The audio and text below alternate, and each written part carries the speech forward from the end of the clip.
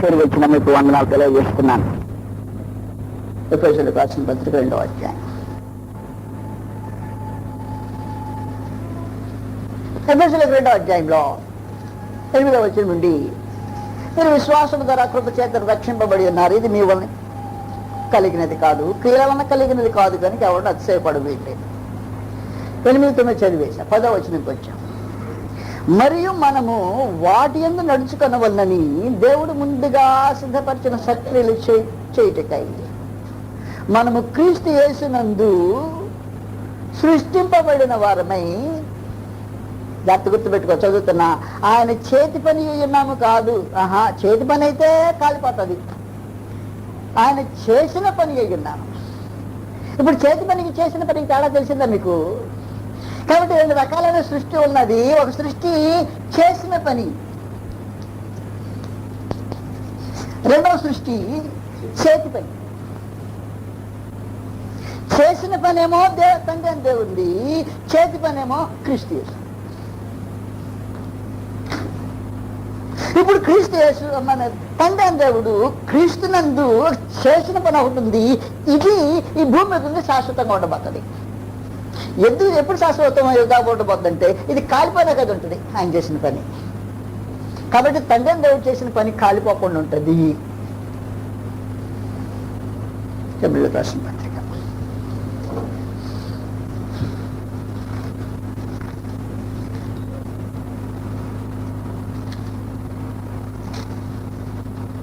12వ అధ్యాయం. హెబ్రీయులకు 12వ అధ్యాయం. 12వ అధ్యాయంలో 26వ వచనం నుండి, అప్పుడు ఆయన శబ్దము భూమిని చెల్లింప చేశాను గాని ఇప్పుడు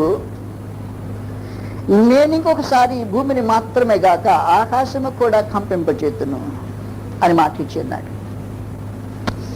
ఇంకొకసారి అన్న మాట చెల్లింప చేయబడనివి ఏంటవి?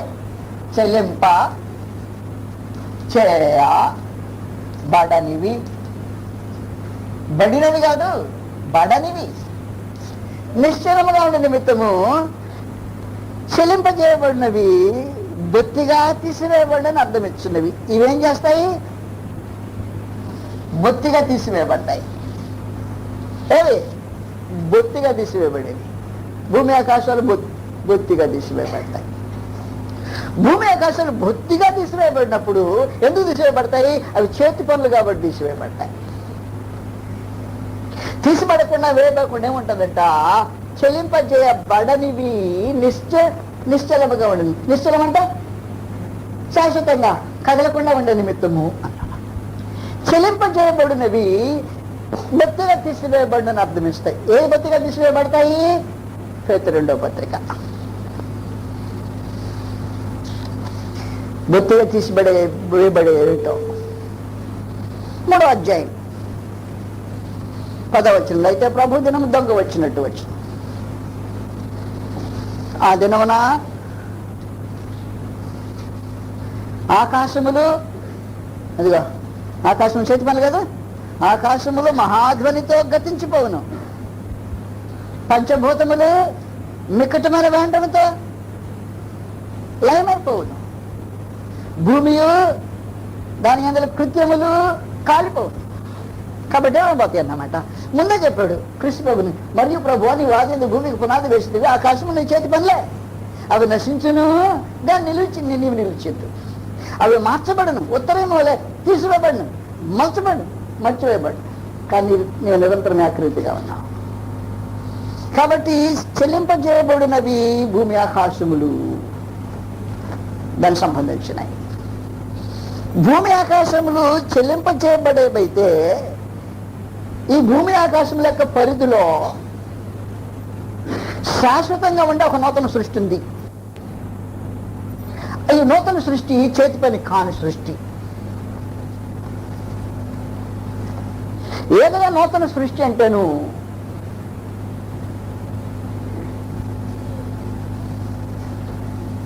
తెలుసా మీకు?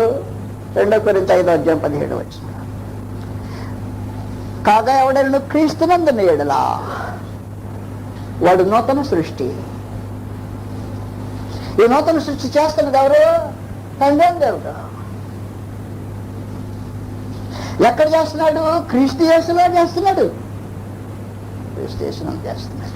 కాబట్టి ఈ క్రీస్తు యేసునందు చేసే ఈ పని సంపూర్ణత అయ్యే వరకు ఈ భూమి ఆకాశాలు నిలిచి ఉంటాయి. ఈ భూమి ఆకాశాలు నిలిచి ఉండేదానికి ఈ సృష్టి కోసం ఈ భూమి ఆకాశాలు నిలిచున్నాయి. ఈ కార్యక్రమం ఎప్పుడైతే పూర్తి అయిపోతుందో ఈ భూమి ఆకాశాలకు విలువ ఉండదు ఇక మీద. కాబట్టి భూమి ఆకాశాల పరిస్థితి, ఉద్దేశము, ఉనికి అసలు దేనికంటే ఇది దీనికోసం. ఈ సృష్టిని చేసేది క్రీస్తు యేసునందు తండ్రి. కొరింథీయులకు మొదటి పత్రిక 15వ అధ్యాయం. నేను చెప్పాను మీకు సరిగ్గా అర్థం అవుతుందో లేదో నాకు అనుమానం ఉంది.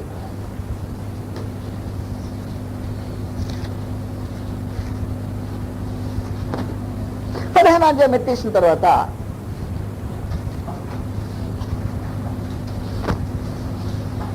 45వ వచనం నుండి 44 నుండి మళ్ళీ చదువుతాను. ప్రకృతి సంబంధమైన శరీరం ఉన్నది కనుక ఆత్మ సంబంధమైన శరీరము కూడా ఉన్నది. రెండు ఉన్నాయి. కాబట్టి ఈ శరీరం పోతే చేతి పని కాంతుంది, చేతి పని పోతే చేతి పని కాంతుంది. కాబట్టి ఈ దేహం పోయినందువల్ల పెద్ద నష్టపోయేదేమిలా. వాస్తవానికి దేహం శాశ్వతమైంది కాదు. ఈ దేహం శాశ్వతమైనది మాత్రమే కాదు, ఈ దేహం ఏ భూమిలో నుంచి వచ్చిందో ఆ భూమి శాశ్వతమైంది కాదు.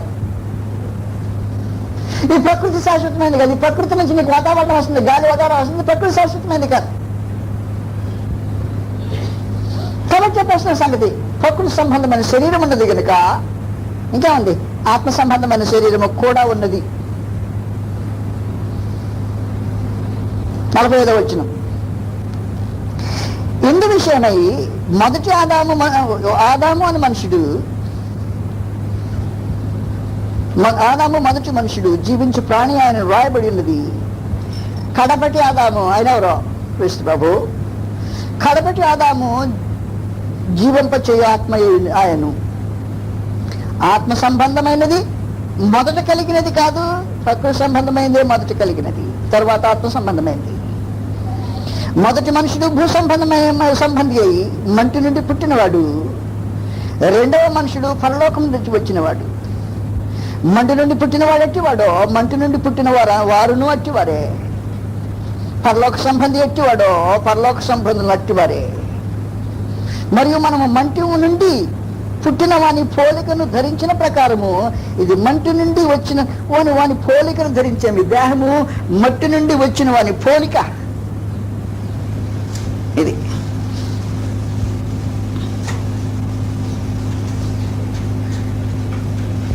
మరియు మనము మట్టి నుండి పుట్టిన వాని పోలికను ధరించిన ప్రకారము పరలోక సంబంధి పోలికయు ధరింతుము. సహోదరులా, నేను చెప్పినదే మనక రక్తమాంసములు దేవుని రాజ్యమును స్వతంత్రించుకోను. కనుక రక్తమాంసాలు రాలిపోయిన రోజున స్వతంత్రించుకో, ఎలాగేటి తిరిగి అక్కడ పోవడానికి అవకాశం. నేను మీకు 3 సంగతులు మాటి చెప్తున్నా. ఒకటి, భూమి మీద బ్రతకాలంటే రక్తమాంసంతో కూడిన దేహం ఉండాలి. రక్తమాంసంతో కూడిన దేహం లేకుండా భూమి మీద మనుషుడు జీవింపలేడు. పరలోకంలో జీవించాలంటే పరలోక సంబంధమైన దేహం ఉండాలి. దేహం ధరించిన వారే పరలోకానికి వెళ్తారు. దేహం ధరించకపోతే పరలోకం వెళ్ళటానికి అవకాశం ఉండదు. ఈ మధ్యలో స్థలం ఉంది. ఈ రెండు మధ్యలోనే అటు ఇటు కాకుండా ఉండే కాలం ఒకటి ఉంది. ఆ కాలంలో మనుషుడు దిగంబరి అయి ఉంటాడు. దిగంబరి అంటే వస్త్రం ఉండదు అన్నమాట, దేహం ఉండదు. నువ్వు పాతాళంలో ఉన్న దేహం ఉండదు, పరదేశంలో ఉన్న దేహం ఉండదు. దేహములు లేని స్థలము పాతాళము, పరదేశ్. దేహం అంటే భూమి మీద, దేహం భౌతికమైన దేహం విడిస్తే పాతాళంలోనో పరదేశంలోనో. దేహం విడిచిన క్రీస్తు ప్రభు దేహాన్ని ఇక్కడ పెట్టాడు. నీవు నేడు నాతో కూడా పరదేశంలో ఉంది. దేహాల పోయే స్థలం కాదు అది. దేహం సమాధిలో, ఆత్మ పరదేశం. ఈ దేహాన్ని పరదేశం తీసుకెళ్ళడానికి అవకాశం.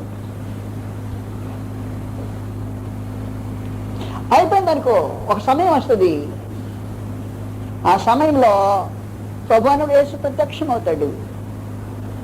మట్టి నుండి పుట్టిన వాని పోలికను ధరించుకున్న వీరు దేవుని నూతన సృష్టిలో ప్రవేశించితే పరలోకం నుండి వచ్చిన వాని పోలిక ధరించుకోబోతారు. ఎందుకంటే రక్తమాంసములు దేవుని రాజ్యమును స్వతంత్రించుకోవాలి. అక్షయతను స్వతంత్రించుకోదు. ఇది క్షీణించిపోయేది, అందువల్ల అక్షయతకు సంబంధం లేదన్నమాట. ఇప్పుడు మీకు అర్థమవుతుందా? ఇది క్షయత, ఇది అక్షయత. ఏది క్షయత? ఈ సృష్టి సంబంధమైనంత క్షయత క్షీణించిపోయేదే. ఈ సృష్టి సంబంధము కానిది అక్షయమైంది. ఒక వస్తువు పడేసాం అక్కడ. భూమి మీద అయితే కాలం గడిచే కొద్ది మార్పులు వచ్చేస్తాయి. సంవత్సరాలు జరిగాయనుకో మారిపోతా ఉంటుంది.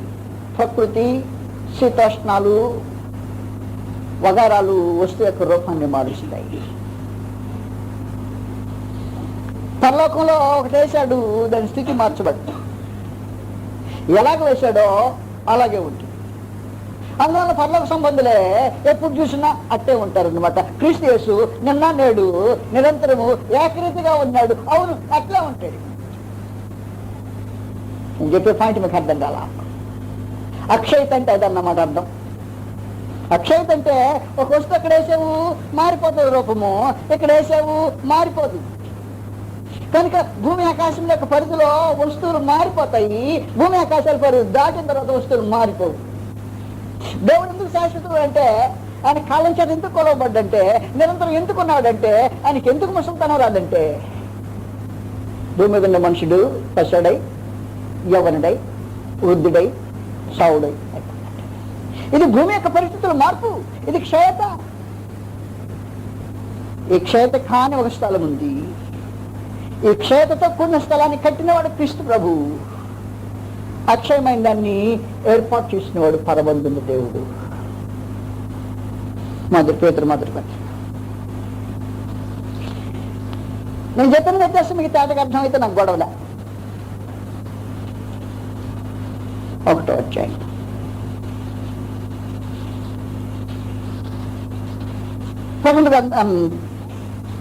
మొదటి పేతురు 1వ అధ్యాయంలో 3-4 వచనాలు కలిసి ఉన్నాయి. మన ప్రభువుకు యేసు క్రీస్తు తండ్రి అయిన దేవుడు స్తుతింపబడును గాక. మృతులలో నుండి యేసు క్రీస్తు తిరిగి లేచడం వలన అదిగా జీవముతో కూడిన నిరీక్షణ మనకు కలుగునట్లు. దాన్ని గుర్తుపెట్టుకోవచ్చింది. అసలుదే అనగా అక్షయమైనదియు నిర్మలమైనదియు వాడబారనిది అదన్నమాట. అక్షయమైనది క్షీణత లేనిది, నిర్మలమైనది ఎప్పుడు చూసినట్టుండేది, వాడు కూడా పడదు. నేను చెప్పేది మీకు అర్థమైందా? ఒక వస్తువుని అక్కడ పడేసావు, ఎట్ట పడేసావు అట్నే ఉంటుంది శాశ్వతం. ఆ స్థలము పర్లేదు. దాని నిర్మాత తండ్రి. చదువుతా. మృతులలో నుండి యేసు క్రీస్తు తిరిగి లేచటం వలన జీవంతో కుండి నిరీక్షణ మనకు కలుగునట్లు. అనగా అక్షయమైనది నిర్మలమైనది వాడబారినది నేను స్వాస్థ్యము మనకు కలుగునట్లు ఆయన తండ్రి అయిన దేవుడు తన విశేష కనికరము చొప్పున మనలను మరలా ఏం చేశాడు? జన్మింపజేశాను. ఈ తిరిగి జన్మించిన వారితో కూడింది కొత్త సృష్టి. ఈ కొత్త సృష్టి యొక్క కార్యం కొత్తగా జన్మించిన వారితో కూడింది. ఎందుకు చేశాడు అంటే నిర్మలమైంది, అక్షయమైంది, వాడబారినది అని స్వాస్థ్యం అవుతుంది. దానికోసం కొత్త జన్మ. ఈ కొత్త జన్మ దేవుడి సృష్టిలో కార్యక్రమం భాగం. దేవుడు ఈ పని చేయటానికి యాక్టివ్గా ప్రారంభించి 2000 సంవత్సరాలు అయింది సుమారుగా. క్రీస్తు యేసునందు ఈ కార్యక్రమం సాగించడానికి ఉద్దేశించాడు. క్రీస్తు ప్రభు మృతుల్లోంచి లేపబడిన దినము ప్రారంభించి ఆ తర్వాత వచ్చిన పరిశుద్ధాత్మ వచ్చి ఇనాగరేట్ చేసిన పెంతెకోస్తు రోజున నిజంగా ఇనాగరేషన్ చేయబడిన కొత్త సృష్టి యొక్క కార్యక్రమం కొనసాగుతుంది. ఈ కొత్త సృష్టిలో పాలు ఎవరికంటే ప్రత్యేకంగా దేవుడు చేసే కార్యక్రమంలో పాపం ఎక్కడ ఉంటుందో క్షీణత అక్కడ ఉంటుంది. వాస్తవానికి మనుషులు 900 సంవత్సరాల పైన బతుకుతున్నారు. ఆదాము 930 సంవత్సరాలు,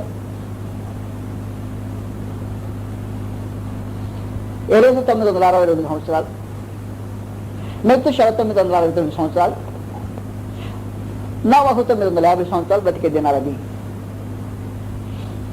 ఇంత దీర్ఘకాలం బ్రతికే దినాల్లో మహాదేవుడు ఉద్దేశించి ఆలోచన చేసింది, నరుల చెడుతనము భూమి మీద గొప్పదని కుదల వారి హృదయ తలంపుల నుంచి ఊహాంత ఎల్లప్పుడు కేవలం చెడుదని యెహోవా చూచి ఆ పైన కూడా వచ్చినట్టున్నాడు, నా ఆత్మ నరులతో ఎల్లప్పుడూ వాదించదు, వారు తమ అక్రమం విషయమే నరమాత్రలై ఉన్నారు అని వారి ఆయుష్ కాలము 120 సంవత్సరాలు అన్నట్టు. ఎందుకు తగ్గిపోయింది? పాపమైతే చెడిపోయింది, చెడగొట్టుద్ది అన్నమాట. వచ్చిన కూడా ఒక వస్తువును పాడు చేయటానికి హేతు ఏదంటే ఇది చెడిపోవడానికి కారణం ఏమంటే పాపము అన్నమాట. కనుక పాపమున్న లోకము కాల్చివేయబడిన తర్వాత పాపం లేని లోకాన్ని ఆ స్థలంలో మహాదేవుడు కట్టుబడుతున్నాడు. కాబట్టి ఈ నూతన సృష్టి యొక్క కార్యక్రమము పాపం నుంచి వేరు చేసే పరిశుద్ధత పరిచే కార్యక్రమమే. ఈ కార్యక్రమం కొరకు ఆయన అనాదిలోనే ఏర్పాటు చేశాడు, ఇక్కడ ఏర్పాటు చేసి పెట్టాడు. ఎఫెసీయుల 1వ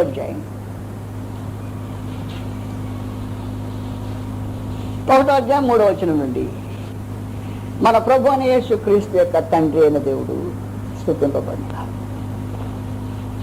ఆయన క్రీస్తునందు పరలోక విషయంలో ఆత్మ సంబంధమైన ప్రతి ఆశీర్వాదం, భూ సంబంధమైన ఆశీర్వాదం కొరకు క్రీస్తులు ఎదురు చూడాల్సిన అవసరం లేదు.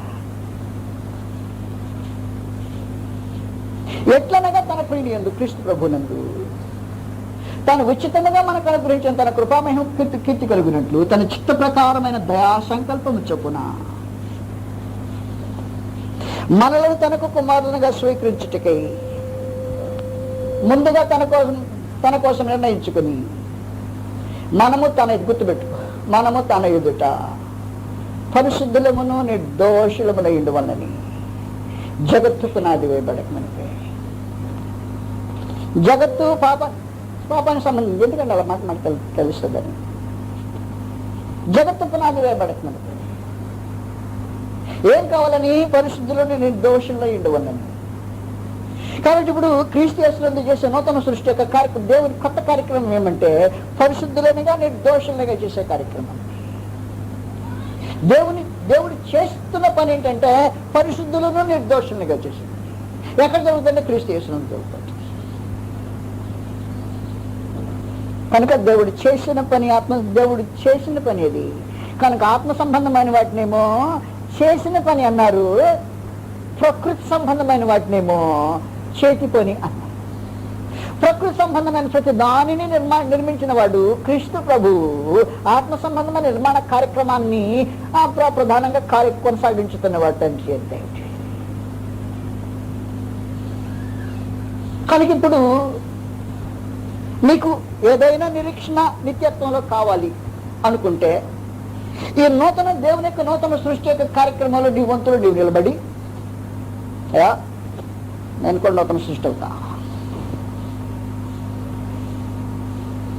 నూతన సృష్టి అంటే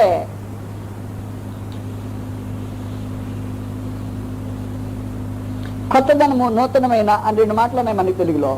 రెండుకి ఒకే అర్థం దాదాపుగా. కానీ గ్రీకులు అలాంటి అర్థం లేదు, వేరే అర్థాలు ఉంటాయి. ఒక మాటకి అర్థం ఏంటంటే నియోస్కి టైంలో ప్రారంభము అన్నమాట. Beginning in time. కొత్తది అన్నాం అనుకో, ఏది కొత్తది? ఇది షర్ట్ కొత్తది అంటే ఏమన్నమాట, ఇది కొత్తగా వేసుకున్నా. ఇల్లు కొత్తది, కొత్తగా కట్టారు, ఇప్పుడే ప్రవేశం చేయబోతున్నారు, కొత్త ఇళ్ళకి వెళ్ళబోతున్నారు, కొత్తది. ఎందుకంటే టైం అన్నమాట. దేవుని యొక్క నూతన సృష్టి కొత్త, అలాంటి కొత్తది కాదు ఇది. ఇది ఎలాంటిదో తెలిసిన, ఇల్లు చలకాలం అయింది కట్టి, దీని మధ్యలో గోడలు పాతబడిపోయాయి, కొన్నిసార్లు రాళ్ళు రాలిపోయాయి, కొన్నిసార్లు సిమెంట్ పోయింది, అక్కడక్కడ క్రాక్ ఇచ్చేసింది, ఇల్లు కొంచెం డ్యామేజ్లో ఉంది. దీన్ని నూతనమైన సృష్టిగా చేయాలి. అప్పుడు ఏం చేస్తాడు? ఇల్లు పగలగొట్టి కొత్తది కడితేనేమో, ఇల్లు పగలగొట్టి కొత్తది కడతాడా? నేను జాగ్రత్త ఉదాహరణ చెప్తాను, ఇప్పుడు జాగ్రత్త గుర్తుపెట్టి. నీకు ఇంట్లో పాతబడిన దేశాలు ఉన్నాయి. దేశాలు తెలుసు కదా నీకు? దేశాలు పాతబడినట్టు ఇచ్చేసి నాకు కొత్తది ఇవ్వమంటే ఆయన ఇది తీసుకుని కొత్తది ఇస్తున్నట్టు కాదు. ఈ పాతబడినట్టుని కొలువులో వేసి కాల్చి దానిలో ఉండే మడ్డుని తీసేసి కల్మషం అంతా కొట్టేసి కొత్త రేకుని చేసి ఆ రేకుని మళ్ళీ కొత్త వస్తువు చేసాడు అనుకో, అది క్వాలిటీలో కొత్తదైంది.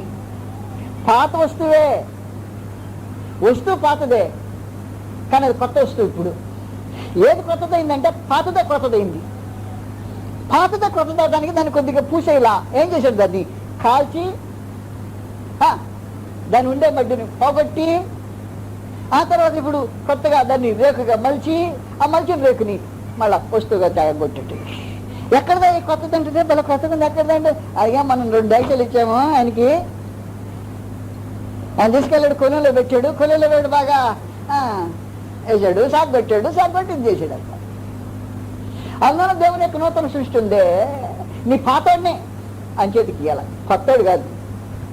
నీ పాతోడినే ఇవ్వాలి అని చేతికి. అయ్యా ఇది పాతది, ఇది నాకు అక్కర్లా, నన్ను ఇప్పుడు నూతనంగా చేయమంటే ఆ మనిషే, ఆ దేహమే, ఆ కళ్ళే ఆ ఒళ్ళే. ఆ కళ్ళు ఆ ఒళ్ళోనే ఏం చేస్తాడంటే ఇప్పుడు ఏం చేస్తాడు? సామాన్లో కొత్తది చేస్తాడు. అది దేవుని చేతి పని కదా, అది దేవుడు చేసిన పని. ఈ ఆత్మ సంబంధమైంది. అలాంటి కార్యక్రమము అపోస్తలుల కార్యాలు 2వ అధ్యాయంలో ప్రారంభమైంది. కొనసాగుతూ దాదాపు ఇప్పుడు 1900 చిల్లర సంవత్సరం 2000 సంవత్సరాలు వేసుకో జరుగుతూ ఉంది. ఇది ఎంతకాలం కొనసాగుతుందో తెలియదు. ఆయన కార్ఖానా ముగించాడా? భూమి ఆకాశాలు ఎత్తేసాడు అన్నమాట. ఈ కార్ఖానా ఎందుకు ఉన్నాడండి? దీనికోసం ఉంచాడు ఈ భూమి ఆకాశాలు. ఈ కార్ఖానా ఎత్తేసాడంటే భూమి ఆకాశాలకు అవసరం లేదు మీద కాల్చేయండి, ఎందుకు వేస్టేజ్ అన్నమాట. వేస్టేజ్ ఇది.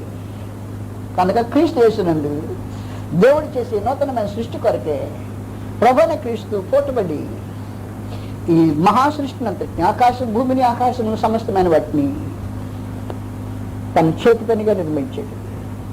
సొంతగాడు తండ్రి, ఈ భూమి ఆకాశాలకు నిర్మాత చేసిన వాడు క్రీస్తు యేసు. ఇవి తాత్కాలికమైన దేవుని నిత్య సంకల్పానికి తాత్కాలికమైన అరేంజ్మెంట్స్ మాత్రమే. నిత్యమైన సంకల్పం ఉంది, తన ఎదుట పరిశుద్ధులను నిర్దోషులుగా చేయవలని జగత్తు పునాది వేయబడక మునుపు ఆయన శాశ్వతమైన సంకల్పం కొరకు తాత్కాలికమైన అరేంజ్మెంట్ చేయమని తండ్రి దేవుని ఆదేశ ప్రకారము క్రీస్తు యేసు భూమి ఆకాశం సృజించడం జరిగిందన్నమాట. ఏర్పాట్లు మనుషులు గ్రహించకుండా, ఆయన సంకల్పం దృష్టిలో సంగతులు చూడకుండా బైబిల్ ఇష్టం వచ్చిన కాడ ఇష్టం వచ్చినట్టు విధంగా చదివి ఇష్టం వచ్చిన నిర్ణయాలు చేయటం జరిగింది అన్నమాట. అందువలన కరెక్ట్గా మహాదేవుని యొక్క ఉద్దేశం ఏంటి, ఎందుకు ఈ కార్యక్రమాలు జరిగిస్తూ ఉన్నాడు అనే సంగతులు తెలియకుండా పోతున్నాయి.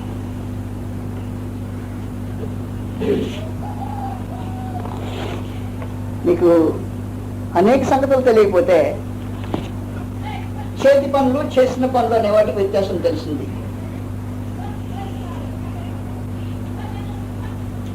చేతి పనులు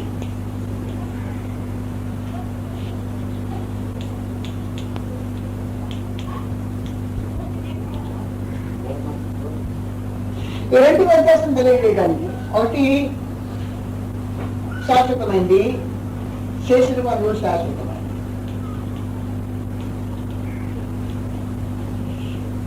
చేతి పనులు తాత్కాలిక.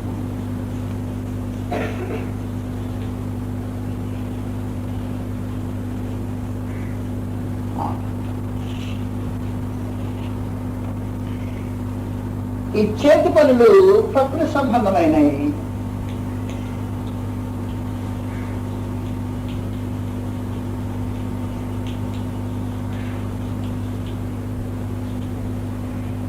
ఇవి ఆత్మ సంబంధం.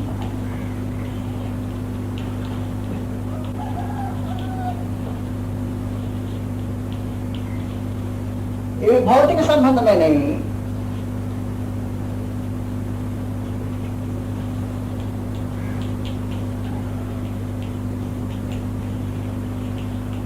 ఇవి పర సంబంధమైనవి.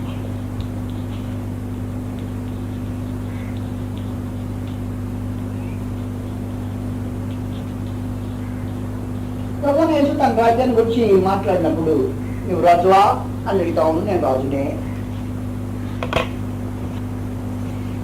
సత్యముని గురించి సాక్ష్యం ఇచ్చి పుట్టి తిని వచ్చి తిని అందునిమిత్తమే నేను లోకంలో పుట్టి. సత్య సంబంధాన్ని ప్రతి వాడు నా మాట విందని చెప్పినప్పుడు నా రాజ్యము మొట్టమొదట ఈ లోక సంబంధమైనది కాదు, నా రాజ్యము ఇహ సంబంధమైనది కాదు. ఈ లోక సంబంధమైనది కాదంటే ప్రకృతి సంబంధమైనది కాదు, ఇహ సంబంధమైనది కాదంటే భౌతికమైనది కాదు.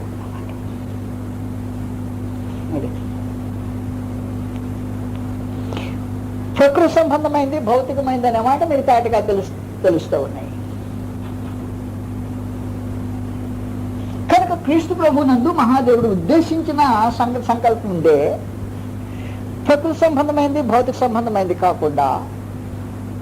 నేను చదివిన వచ్చిన మరోసారి మీకు జ్ఞాపకం చేస్తే ఎఫెసీ 1:3 మన ప్రభువైన యేసు క్రీస్తు యొక్క తండ్రి దేవుడు స్తుతింపబడును గాక, ఆయన పరలోక విషయంలో ఆత్మ సంబంధమైన ప్రతి ఆశీర్వాదం మనకు పర సంబంధమైనవి ఆత్మ సంబంధమైన ఆశీర్వాదం మనకు అనుకోవచ్చు. ఈ రోజున మన మధ్యలో జాన్ బాబు మనకి వివరించిన సంగతులు మీకు జ్ఞాపకం మీకు తెలిసి ఉంటే,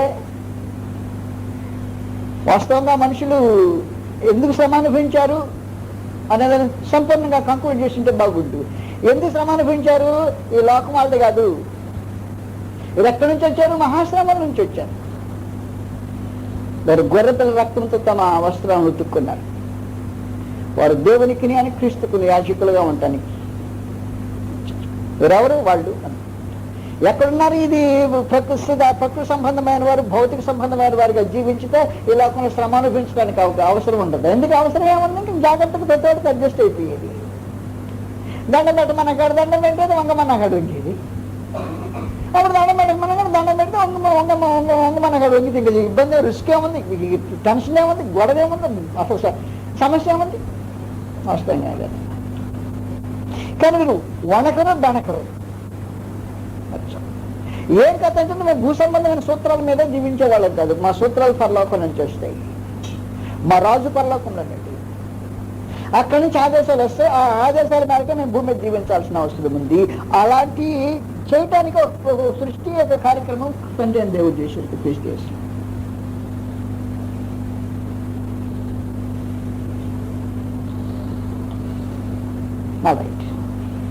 ఇప్పుడు దేవుని నూతన సృష్టి యొక్క కార్యక్రమంలో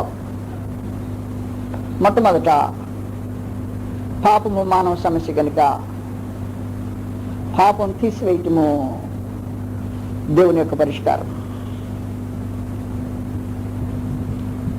పాపం తీసివేయకపోతే నూతన సృష్టి జరగదు. వస్తువు ఇచ్చాను, దానిలో ఉండే మడ్డి మలినము మసి గొడవ అదంతా పోకపోతే నూతనమైన వస్తువు కాదు. అది పోవాలంటే ఇప్పుడు ఏం చేయాలా? ఈ పార్దనం పోవాలంటే నిప్పులో పడేసి కాలవాలా, అదే కాల్చి అదే సాగొట్టి నాకు ఒక వస్తువు రూపం చేసి. కాబట్టి ఇప్పుడు జరిగే కార్యక్రమం ఏమంటే, నువ్వు నిజంగా దేవుని యొక్క నూతన సృష్టి కార్యక్రమంలో పొందలుచుకుంటే నీవే అప్పగించేసుకో. దాన్ని ఏం చేస్తాడు? దాన్నే సాగొట్టేది, దాన్నే కాల్చేది, దాన్నే రుద్దిద్ది. అంటే ఇప్పుడు ఏమన్నా మధ్యలోకి ఒకప్పుడు శరీరాన్ని పాపానికి సాధనాలుగా వాడుకున్న ఈ మనుషుడు ఇప్పుడు ఏం చేయాలో తెలిసిన, అయ్యా దాన్ని లాగేసి, అయ్యా సారీ నేను ఇచ్చేది కదా, నాకు ఇచ్చేయండి, మళ్ళా ఇచ్చేవి కదండా కానీ అనిపించు ఇదే వద్దులే బాబు ఎందుకు వచ్చిన కూడా ఇచ్చే ముందే లాక్కోవాలా, ఇచ్చినాయి లాక్కోవాలా. ఏమేమి ఇచ్చింటే